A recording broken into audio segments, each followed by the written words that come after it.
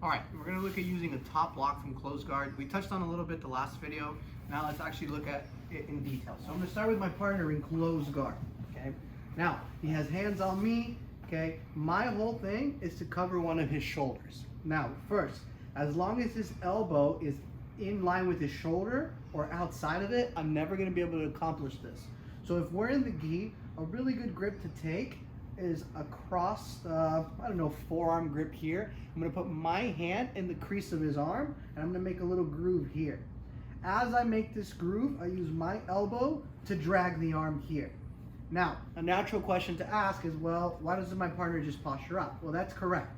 If I just grab here, there's nothing controlling my partner's posture. So I just wanna do enough to get his elbow close to my belly button, and my secondary hand is gonna go cross collar here. Now, as he tries to posture up, it's tough. Now, when I use my elbow in the crook of his arm, now when he tries to reposture, it's a tough thing to do. And now from here, let's turn. Let's show my legs on how I get to a top lock. So I break him down, I'm going to climb. I go 1, 2, 3, 4, 5.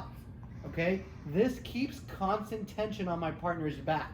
So in the event that he's trying to posture out, keep him down. Versus if he tries to posture up, I lose the shoulder and now he's able to rip away. Okay, so now let's go back to the camera.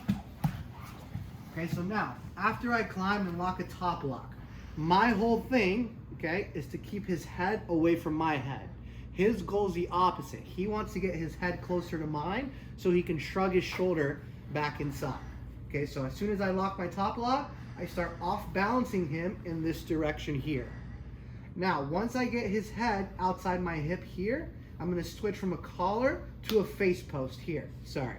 Okay, as I go to a face, slap, now my leg is going to come over the top and I wanna get my hamstring as deep as possible around the neck.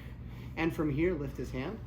After this, I go wrist to wrist and I bring his elbow, his right elbow over my right hip. Remember, the right rule.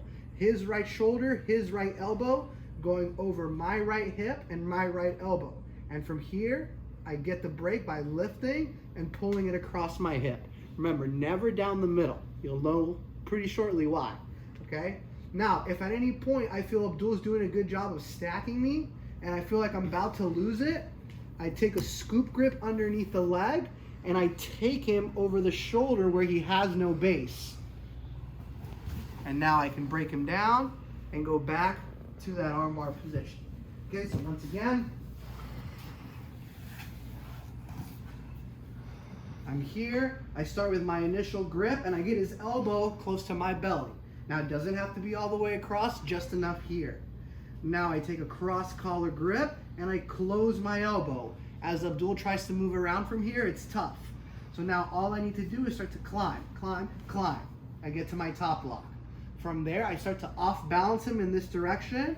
I take a face post, and now I get my leg over, and I have a deep bite. And now I'm able to get to the wrist and get everything across my hip as I lift. Now, one of the beauties of the top lock is if at any point I feel him start to stack and start to get his arm out, I can always switch to a triangle and finish with a triangle or an arm bar as well from here, okay? So give that a shot. See you on the mats.